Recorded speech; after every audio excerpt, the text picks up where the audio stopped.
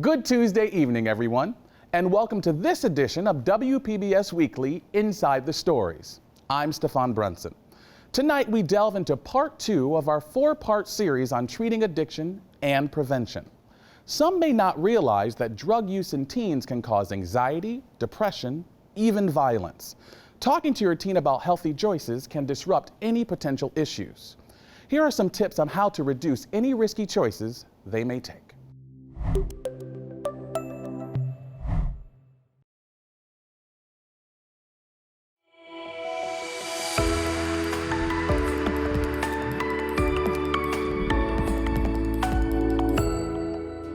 Did you know that 9 out of 10 addictions start in a person's teen years?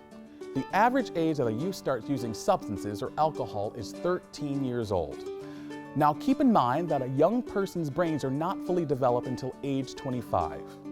During those developmental years, the use of non-prescribed drugs or alcohol can be very destructive to young brains and can interrupt the brain's development.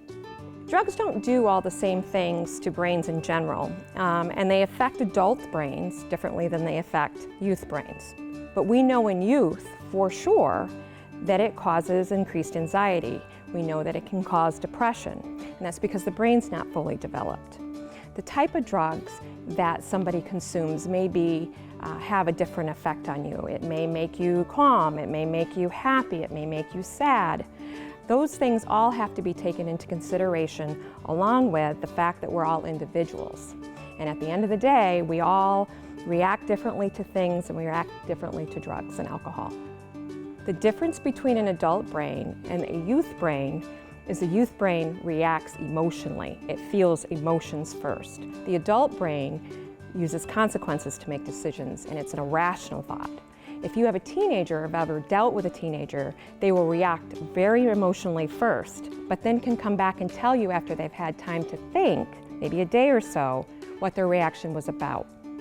Adult and youth brains produce a hormone called dopamine, which is responsible for that feel-good feeling we get when we do something we enjoy. When you're a youth, before you try anything, you'll get that feel-good from riding your bicycle or going on a hike, going for a swim, maybe doing art or listening to music. Those are your natural highs. Drugs actually key into that reward center, and what they do is they create a total difference in the dopamine that's being made naturally. They may cause your brain to not make enough dopamine. They may cause your brain to misread the dopamine. And very dangerous as well is they may cause your brain to make too much dopamine. The cool thing about dopamine is it's made naturally. You can't buy anything that's going to make dopamine, right? And so what is really neat about that is the things that we grow up with. The riding a bike, the hiking. If you've ever hiked and reached a high peak, you know how gratifying that is. Simple things like making somebody happy, smiling at somebody and seeing them smile back at you. Research tells us that all increases dopamine in the body. Art, creativity, music, those are all healthy highs. And the more healthy highs you do, the more likely you are to feel that continual effect of dopamine. The most important thing parents, family members, and teachers can do is talk to our young people about substance use and addiction. But for some, that's easier said than done. Talking to our young people can be very challenging.